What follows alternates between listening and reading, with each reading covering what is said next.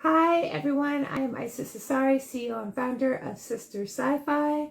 Welcome to Sistah Scifi Wind Down Wednesday.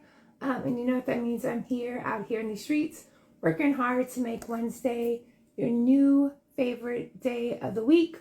My week has been pretty amazing.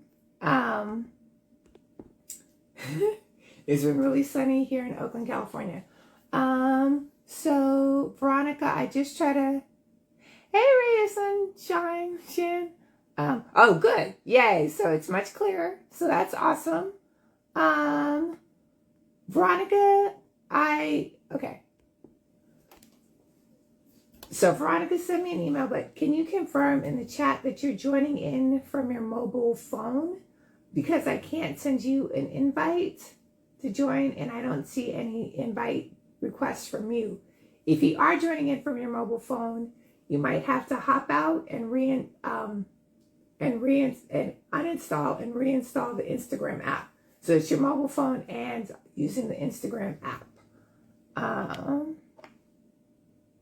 Yeah, because I still can't send you an invite, which is weird. But we have time. Oh, hey, Kate Barker. I am so excited that you're coming up for, oh, hey, Clarence. Oh, wow, y'all are coming out in full force. So, Kate Barker, I'm so excited that you're coming to the Sistah Scifi Author Expo for Independent Bookstore Day.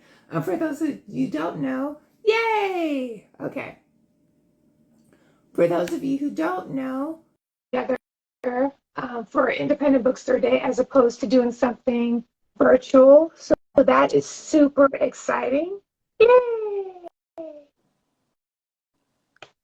Oh, you're I'm the wrong way. Perfect. Brilliant. You look amazing. I love this room. Hey, Timothy, how are you? Oh my goodness. I'm having technical difficulties here. One moment. Move with ease and grace. Folks, excited. We have Erica Hardison, who's done a lot of live. We have Clarence A. Higgins, who co-wrote Nubia and Awakenings, who's been on a. But let's talk about the Mambo Reina series. So this week we get a 2-for-1. Yes. Let's talk about the quarter storm and the foreign exchange. Yeah. And I was telling people we've read. I read them all last night, so I did read them. I'm really excited. Good. So yeah, let's start with Reina. Okay. She's such a compelling character. How did Reina come into your life? Oh, good question. The funniest thing is that Reina was not the first character that came to me, but when she did, I knew that I wanted to have a person from Haiti. And the reason that I selected that place as her birthplace was because during my research, I understood that that was the country where the traditions from West Africa were most preserved and most practiced. So I knew that I had to have the character that was from there, but I knew I wanted the setting, of course, to be New Orleans. So once I figured out where Reina was from, it was just a matter of forming a character kind of based on just an amalgamation of people that I grew up with, you know, in New York and other bits and pieces that you pick from here and there to kind of craft a character. So then who becomes the question, who was the first character? The first character was Tika. I know. I was like, I bet you it's Tika. First character. I love Tika. So I appreciate Tika's character on so many levels. I mean, there's obviously Tika's strong and resourceful and smart. But I think what I like the most about Tika is that she is really, really loyal. Yes. That is in situations. Yeah, go ahead. No, I was going to say that's the kind of the way that I wanted to craft her. What you just described is what I was hoping that people would get from her. She, again, was the first character that came to me, and she was, frankly, the most fun to write because Tika's one of those people that kind of gets to do the things that you think about, but that you know that there are consequences to doing. So she was a heck of a lot of fun to write, but I wanted her to be a person that came from a challenging background, but one who didn't let that stop her, that didn't let it define her in any way. But she is fiercely loyal. She does things sometimes that may not be the right thing to do, but her heart's always in the right place, I would say. Yeah. And it'd be like, it's like the right thing to do in that I wouldn't do it, but I love that Tika would do it. Like, you know, like it would be right for me. But the fact that Tika does it, I'm like, I'm here for it. And since we've talked about the cast, so we have, in terms of Reina's support, we have Tika, right? Mm-hmm. Which is kind of like a little sister, a little niece, you know. Then we have Daryl. Mm-hmm. We have Daryl Sweetbelly Boudreaux. Yes. Who is kind of like, I read Daryl and something like, definitely like the very, you know, truth-telling best friend, as he's called in the book. Mm-hmm. I also saw him giving like a little bit of like, what was the character? Lafayette. And maybe it's because they're also in Louisiana. Mm-hmm. Maybe because he also like cooks, like he talks about a lot of food. Yeah. And like there's a magical element. I was like, I bet you, like he's like a lot. Who are some people who are like, when you're writing Daryl, you're like, I want people to think of this person, this character. You know, even though he didn't cook, the character on Treme, the one that played Wendell Pierce's character, and I can't remember his name now, but he was just in my mind as I was writing Daryl, but they don't have the same personality or the same background at all.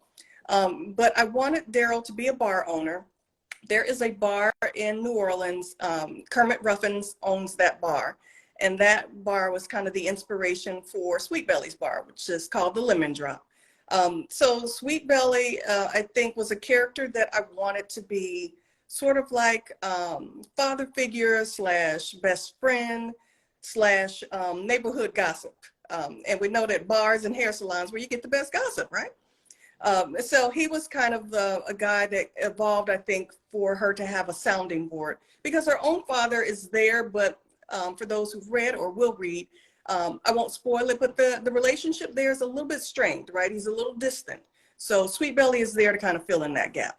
Yeah, and it's such a beautiful, loving relationship between Sweetbelly and Reina. Right. And then I'm gonna throw Chicken in there. Okay. Then we have Chicken, who's not actually close to Reina, but I include Chicken and her circle of support. Chicken, actually his name came, my mother told me that her brother growing up had a best friend named Chicken. I never knew when I would use that name, but I got the opportunity in this book. So Chicken is actually Sweetbelly's other best friend. And he's there to kind of balance it out, right? So that Sweetbelly doesn't only have her. He has someone else who's a friend who's a bit mysterious, right? We don't know a lot about Chicken. And he's intentionally written that way. There'll be more about Chicken to come in later books.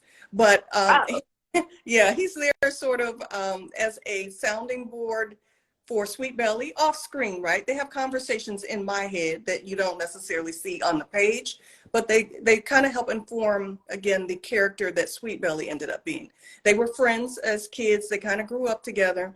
And again, they're there sort of to have that male side of the relationship for Sweetbelly, and Reina's kind of the other side, the other half of the coin. And there are other characters that will go in later. Mm-hmm. And so earlier you said that the setting, of course, had to be New Orleans. Why did the setting have to be New Orleans? Is it the history of New Orleans? Is it a personal tie to New Orleans? Is it just the lore, mystique of New Orleans? Yeah, good question. And I will say I read a book. I picked up a book a while back. And in this book, it was about astrology. And it listed, amongst a whole bunch of other things that were mostly true, which is kind of strange. But one of the things that they listed is that, you know, your favorite cities or the cities that you were most connected to. Mine was, of course, one of mine was New Orleans. So that's one thing. The second thing is I visited the city some years back, and it was my first time going, first time visiting. I was living in Austin at the time, so I drove down. And I just immediately felt I don't know, a weird connection. I don't know if have you ever been? So I haven't, but I really feel, this is going to sound so cheesy, that the universe is telling me to do something with New Orleans this year, next year. Like, New Orleans has come up in like just a lot, right? And I don't have any family there. Like, I don't know anybody there, but it's like, yeah. So I haven't been, but I feel like I should. And I think the universe kind of said the same thing to me, so follow that. But when I went to visit, I just kind of felt it's a very, it's an historical city. There's a lot of culture there. And I just felt like, I felt like the ancestors were there.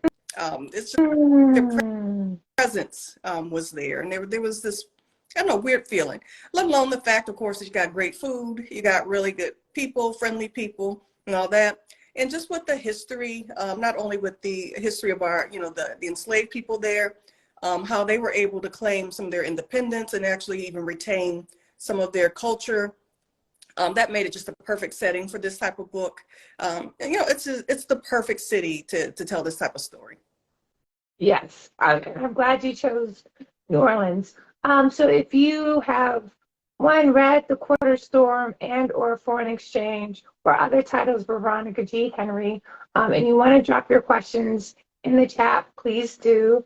And so since we have the context of the main characters and the inspiration and why it's set in New Orleans, I'd like us to start. Do you feel comfortable? And you can totally say no. Do you feel comfortable reading an excerpt from The Quarter Storm? And we'll do an excerpt from both if you feel up to that. Luckily, I bought my reading glasses. Let me see if I can pick something out really quickly. I'll just read from the beginning. We'll keep it short. Okay. Start from chapter 1 of The Quarter Storm. And I'll just read for a little bit. I won't read the whole thing so we don't take up too much time. Okay. The mind could conjure all kinds of fanciful scenarios to assuage the guilt of a poor choice of last words. In my favorite delusion, my mother and I were chatting it up while she window shopped at Oaktown Center over in Terrytown. That place was for her what my backyard peristyle was to me, a sanctuary.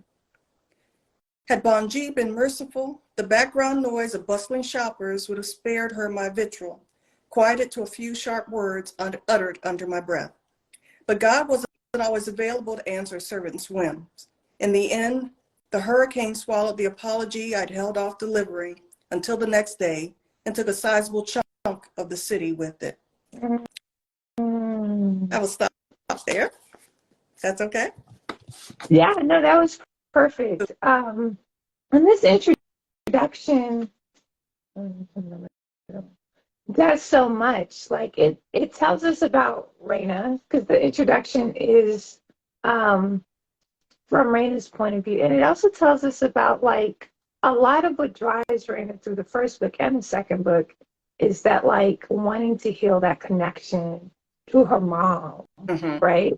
And that like that big mystery that actually, like, yeah, which was so like powerful for me to like, you get a lot. Like, I was like, oh, I got a lot in that. And then also it tells you a little bit about like what kind of woman she's like, yeah, like I'm like what kind of woman, Raina's mom is. Like, she likes to shop, and I imagine she likes really nice things. It's probably really stylish. Like, I had this whole vision of her mom.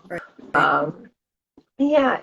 And so when you decided to open about this character who will kind of remain elusive for both Reina and the reader for most of the series, how did you decide on that? It didn't come to me early on. I had them as the typical family, mom, dad, and Reina, still there. But as we do as writers, we figure out how to introduce some conflict. So I thought about, the first thing I thought about was that she would have a strained relationship, perhaps with one of the parents.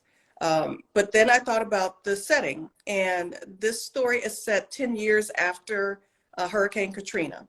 And in my version of the story, some of the devastation that was still there 10 years is not the case. And I chose to do that for a reason. I didn't want the focus of the novel to be on that aspect of the city. I wanted it to be part of the backdrop because there's no way not to include it. But I wanted that to be just the peripheral part. So when I decided, again, on the time of it and then the connection to the hurricane, it came to me. I thought her mother is going to be one of the many people that were lost during the storm.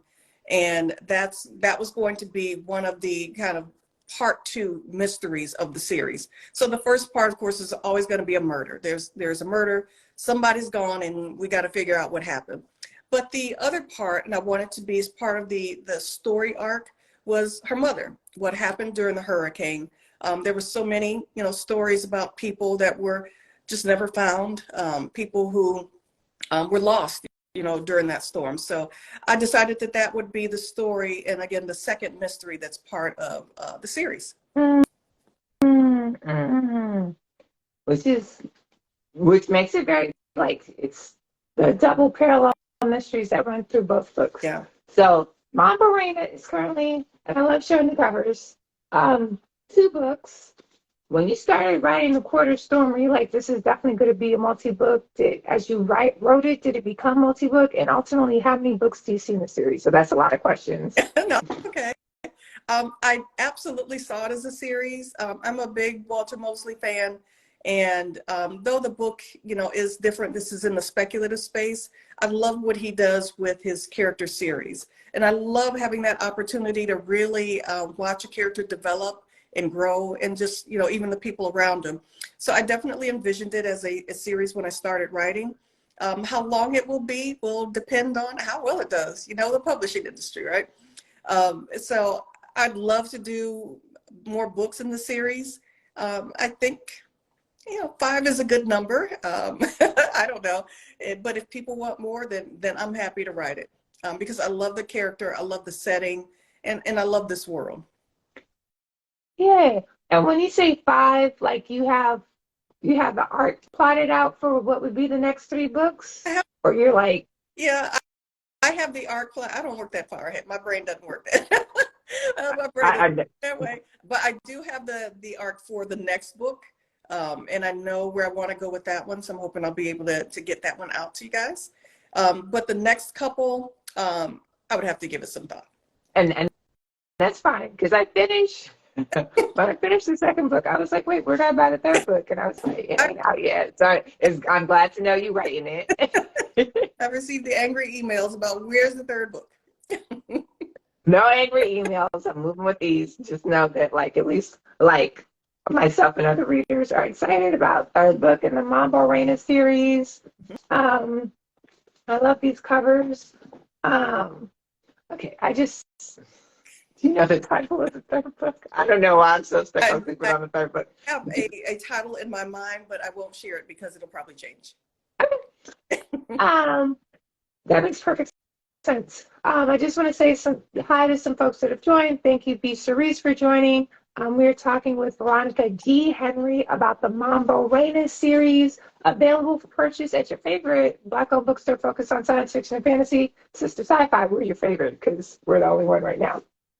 Mambo Reina series focus is The Quarter Storm, The Foreign Exchange, and hopefully several others, but at least definitely one more, because I'm waiting for it.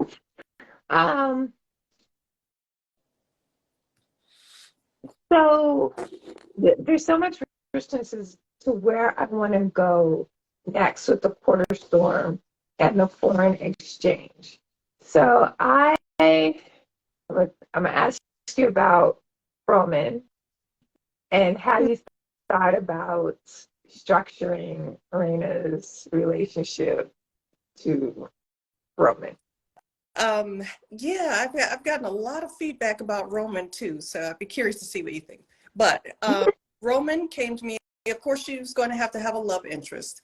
But again, I couldn't make it easy for her, right? You gotta take your characters through something so they can come out on the other side. But when I thought about Roman, I thought about what would be the best way to put them at odds. And there are actually 2 ways. The first way is he's a detective, a real police detective.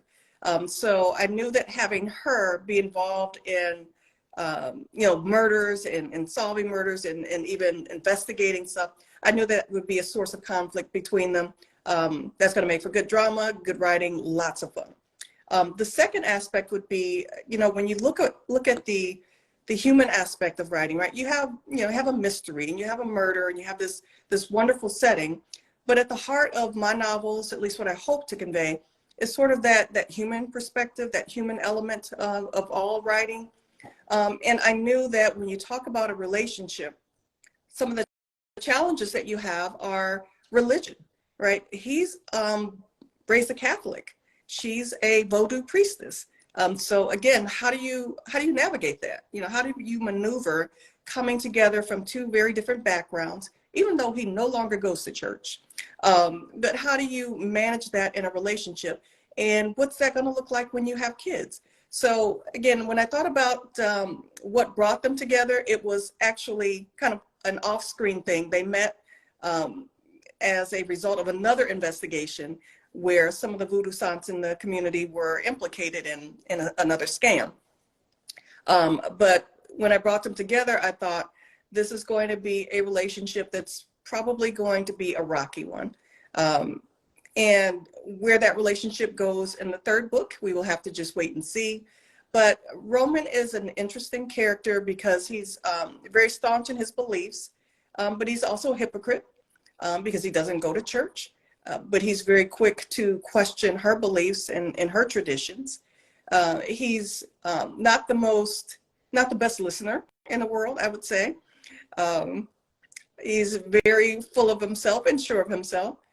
But as this happens sometimes in real life, she's still drawn to him.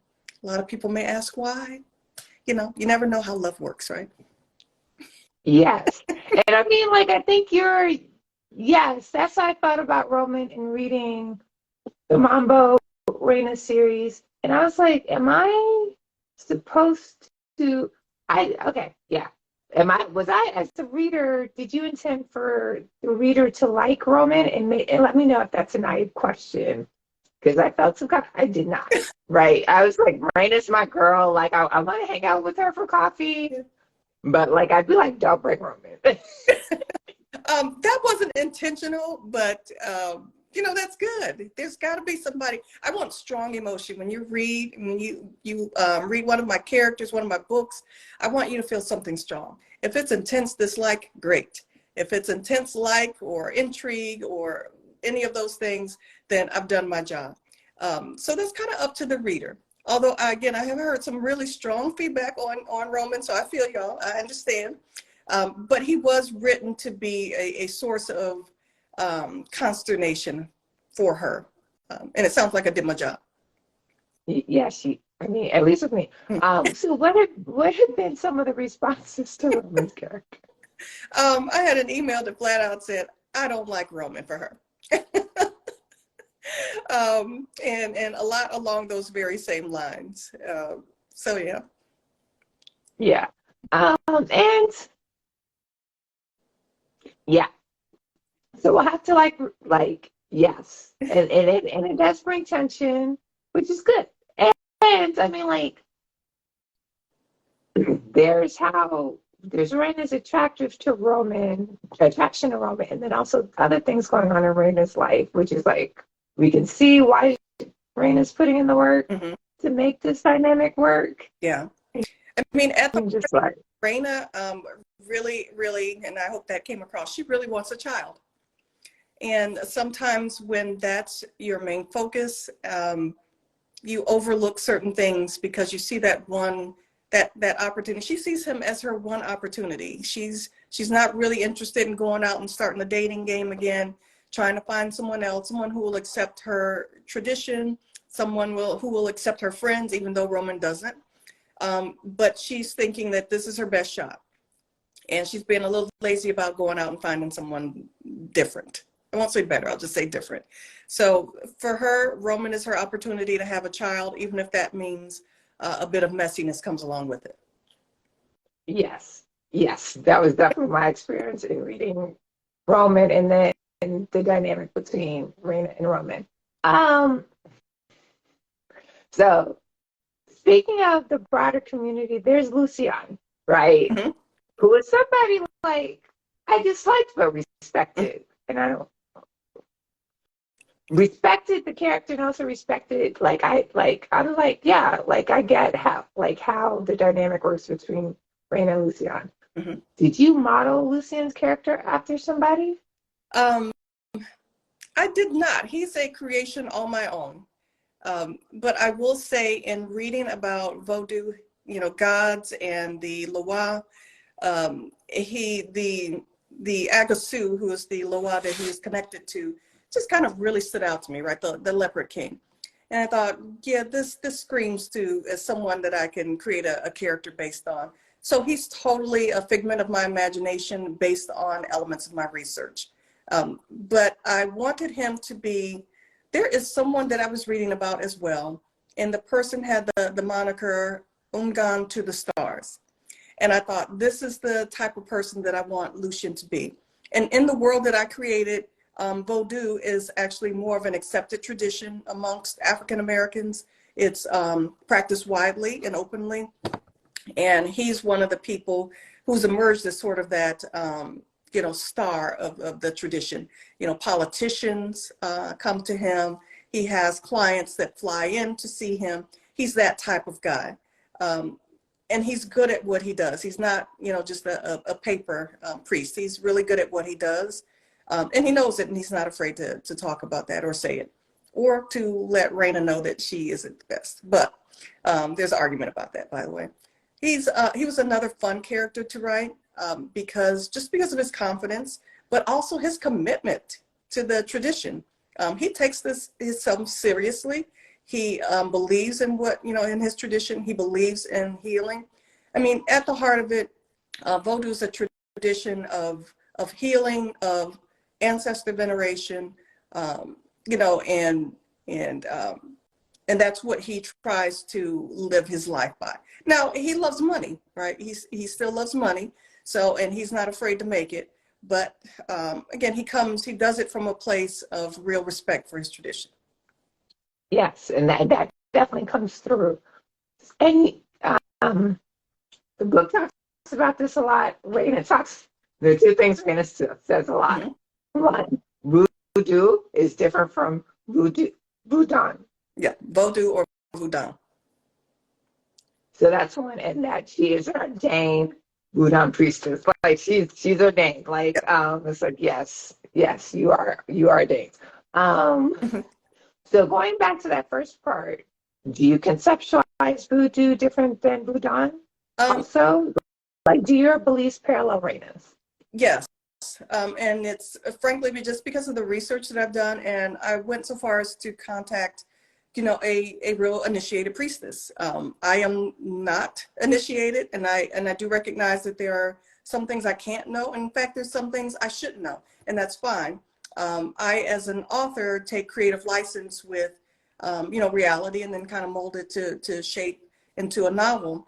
But from my understanding of the tradition is that what we practiced in West Africa differs a little bit than what is practiced, in the South when you look at hoodoo and also voodoo in New Orleans. Just in the fact that there's that whole issue of the syncretism, right? It's the amalgamation of Catholic saints with the Vodou Loa. So in that way, how Urzuli became associated with Mary, and Dambala became associated with St. Patrick, things like that, so that the enslaved could actually practice their tradition under that veneer, so that, they weren't supposed to be worshiping those gods, but they were able to. They just put a different face on it, and nobody, was none the wiser. But that's the difference between the two, along with some of the regional things. There's lots of regional influences in New Orleans. You have some of the French, you have some of the Spanish, and those types of things become part of the tradition in that place. Whereas in hoodoo in the South, you have some different things that kind of went into that to change it and alter it up a little bit. All of the differences and all that are there, but it's still based on the tradition of Vodou that came over from West Africa. And that makes sense. So that brings me to the next question. Um, I think sometimes assume like fantasy, particularly speculative fiction, or fiction, particularly speculative fiction, like authors can make things up, which is not true. Like there's a lot. I'm imagining there's a lot of research that went into the Mambo Reina series. Yeah. So tell us about some of the research that you did and what were some of the best resources that you came across. This was a tough one because you have to study a whole religion. So that's first, right? So different books about, just Vodou as a tradition, the religion, certain practitioners, even spell books, things like that, just to understand. Now, whether or not some of those books are 100% accurate, I'm not going to make any claims on that, but those sort of things just kind of go into the back of your mind, kind of sit in your imagination and work their way out, through the words. So there's the study of the tradition or the religion, depending on, who you're talking to. Then you have the city. There was research that I had to do about New Orleans as a city, its history, just even things like, navigating the city, driving around the streets, the corners. So I had just big maps and things like that, so I could make sure when the characters were going somewhere, they're making the right left turn and the right turn, things like that. And then there's actually the only Black female-owned detective agency in New Orleans. It's Sly Fox Agency, something like that. But Brianne Joseph is the owner of that agency, and I wanted to understand what the job of a private detective really was, what that looked like. And to find out that there was a Black woman who had one was just, that just told me that this was the right book to write, right?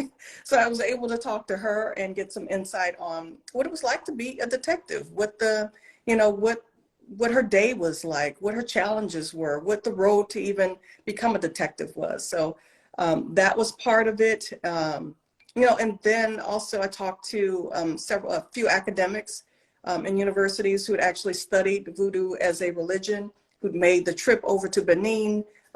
There's one professor that was able to send me pictures, just a whole slew of pictures that he was able to take. Now, there were some areas that are off limits, but what he did share, those were gold. So I was able to kind of craft some of the scenes in the book out of those images and just those talks, and all of that information that people share with you and that you read. All of that kind of goes into crafting the book. It's a lot of work, but it's the most fun, that you'll have, because you're going to school for stuff that you're interested in. So yeah, a lot went into it. There's another book I have to mention. Sarah Bloom wrote a book, I believe it was called The Little Yellow House. And it's sort of, I think it's more along the lines of a memoir, but it was about her family and about New Orleans and about the storm. So that was, that book kind of just gave me a flavor of the city that you can't get just from reading other more academic texts. So I'm going to drop the link to the Little Yellow House in the chat. Okay. Oh. So I found it. Publisher is Grove Atlantic, in case you're wondering. And again, if you have any questions for Veronica G. Henry, please let me know in the chat. I can see the chat, so I can bring that into the conversation. And I loved the level of research. So hopefully this question isn't giving too much away. So we have the main setting is New Orleans. We see some flashbacks in Haiti. Will there be more of settings in Benin in the upcoming books in the series? Without going into too much, one of the characters in the Foreign Exchange, we'll see, is from Benin, and he's going to become a critical piece to the first mystery. So chances that we may have a setting in Benin are high. That makes what I'm excited about further development of that character. And so yeah, and there's something about that connection between experience in the U.S. on the continent of Africa and Caribbean within the series is very exciting. Like, makes me think of a very diasporic experience. So that is also That's kind of what I'm really, for, because when you think about the slave trade, a lot of people focus on North America or on America. But the fact of the matter is that the enslaved were taken, you know, to South America and large. I think there's probably more people of African descent in Brazil, I believe, than here. And throughout the Caribbean, right, throughout South and even Latin America, South America. So I wanted to have that entire diasporic experience in the novel, and also just the cultural aspects of what was retained. There was so much lost, right? When you look at dismantling people, you take away the language, you take away family, you take away home, but we were able to retain so much. And that's something that I wanted to convey as well in the novels, that out of everything that was lost, is still here. And we, much of that, even if it's not necessarily a conscious acknowledgement that it's there, it's still there. It's still in the blood. It's still in the subconscious. so speaking of it, wow, there's so many ways I want to. Okay, so let me do a PSA. So if you just joined, I saw a couple of people just joined. We are here with Veronica G. Henry discussing the Mambo Reina series, which includes right now The Quarter Storm and The Foreign Exchange. More books to come. So get these 2 books. So more books will come. Oh, hey, yeah. So very excited about that. So then my next question, if you have questions for Veronica G. Henry, please drop them in the chat and I'll bring them into the conversation. So then my next question is, there's a lot of rituals and a lot of watching Reina gather and use her ingredients. What was one of the favorite rituals for you to write as an author, and why? Oh, good one. There were so many, and I got a lot of those from the different Vodou spell books. I got like a ton of them back there, and I probably plucked one element from one book and some others from another book and all that. But I guess I want to say maybe my favorite might have been the water gazing bowl. And without giving away too much, the water gazing bowl, its main purpose is to allow you to find things.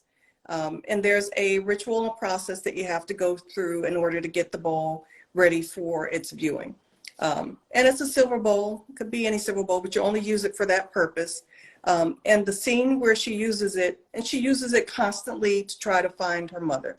She's not successful in that search, but it's something that she brings out occasionally. And then it's been 10 years since she lost touch with her mom, but she still brings it out to try to find her and has not been successful.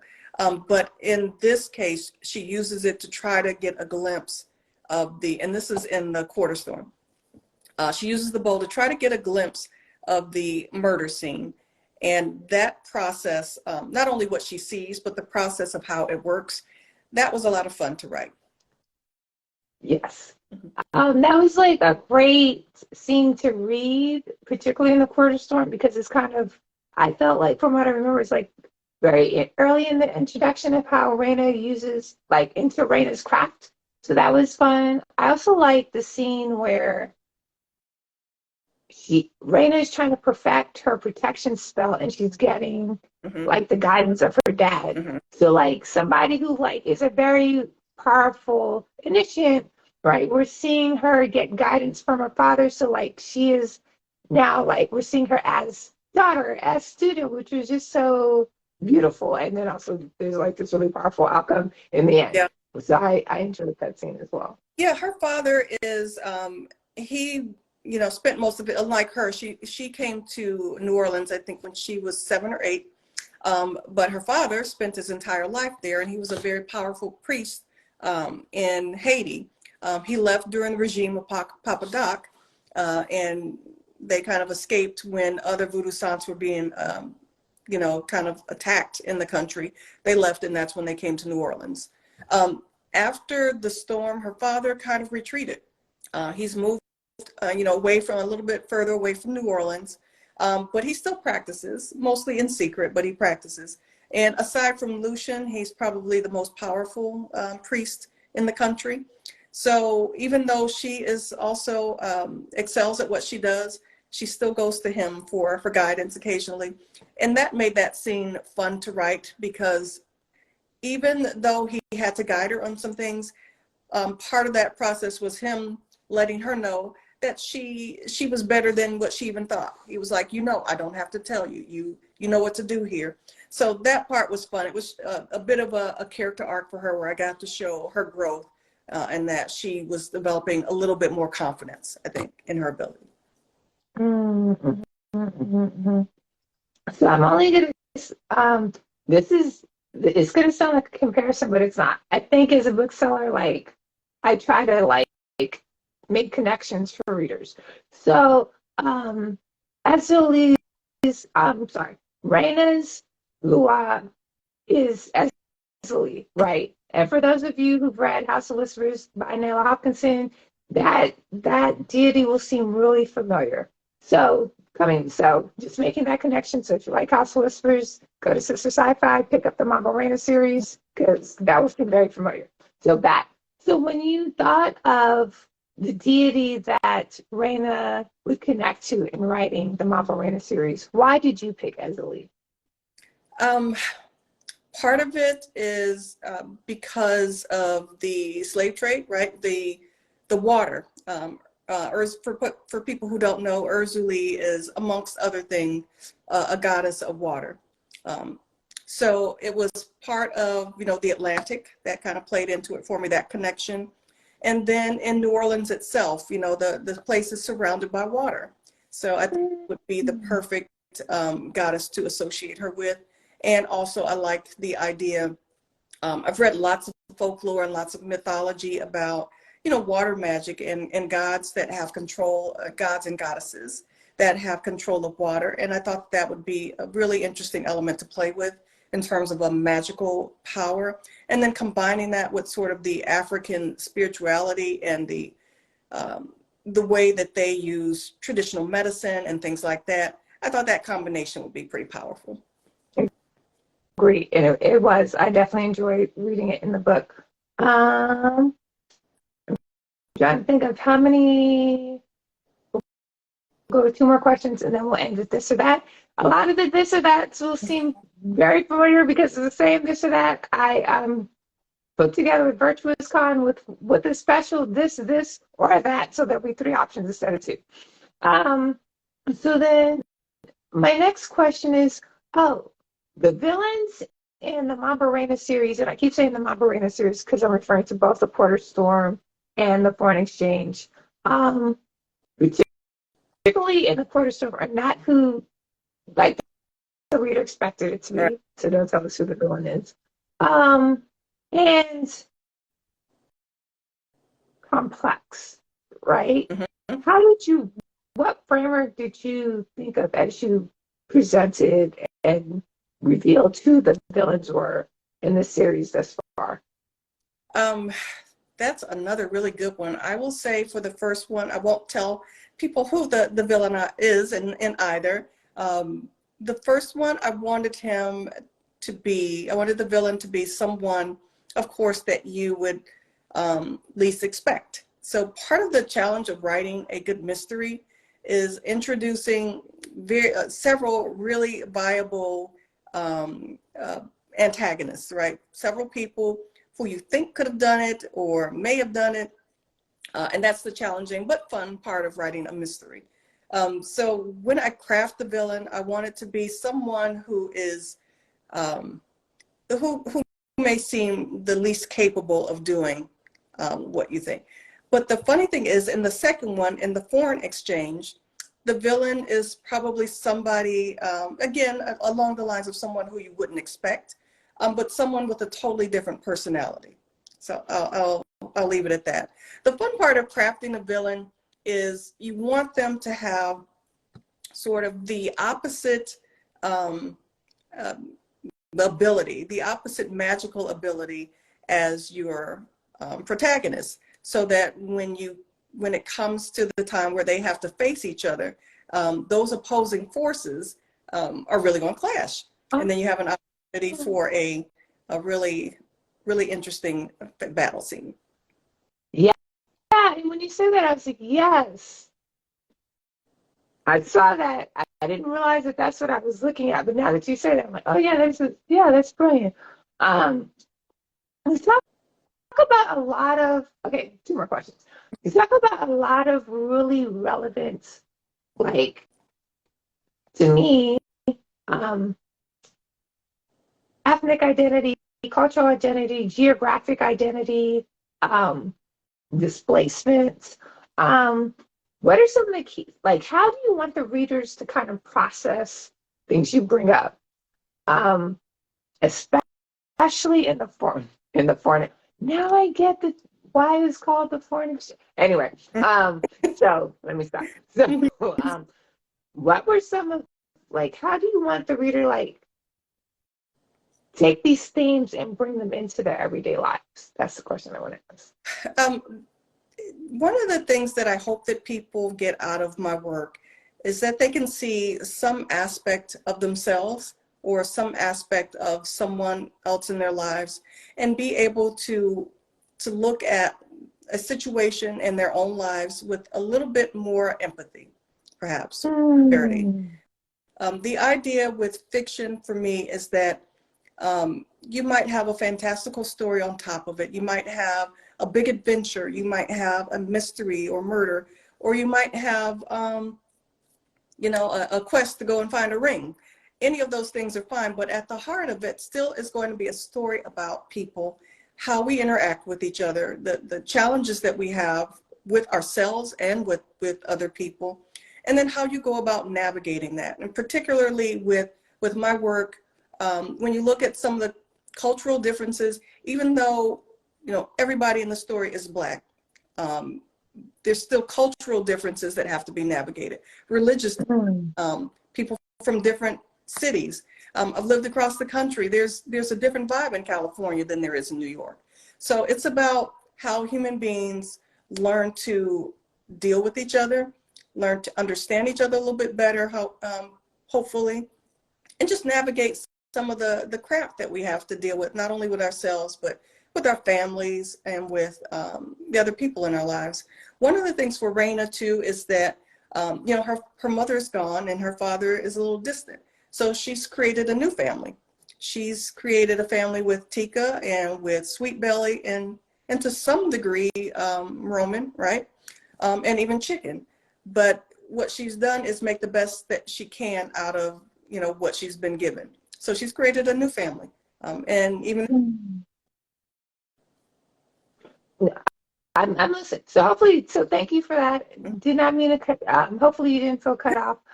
Dalton Photos has the question. What about Pan-African spirituality and religion will you take with you into your daily life and practices?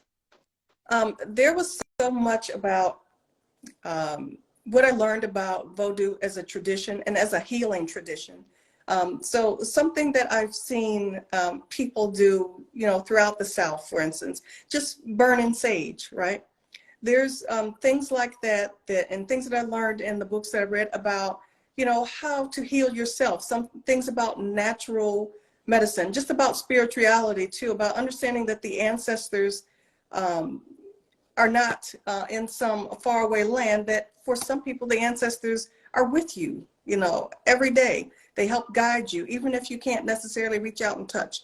But there's this element of spirituality, I think, with the Vodou tradition in particular, that appealed to me. I am not an expert on Vodou. I am not initiated, but there are aspects of the religion that I recognized, I think, just again, and things that you can apply to your everyday life. 100%. I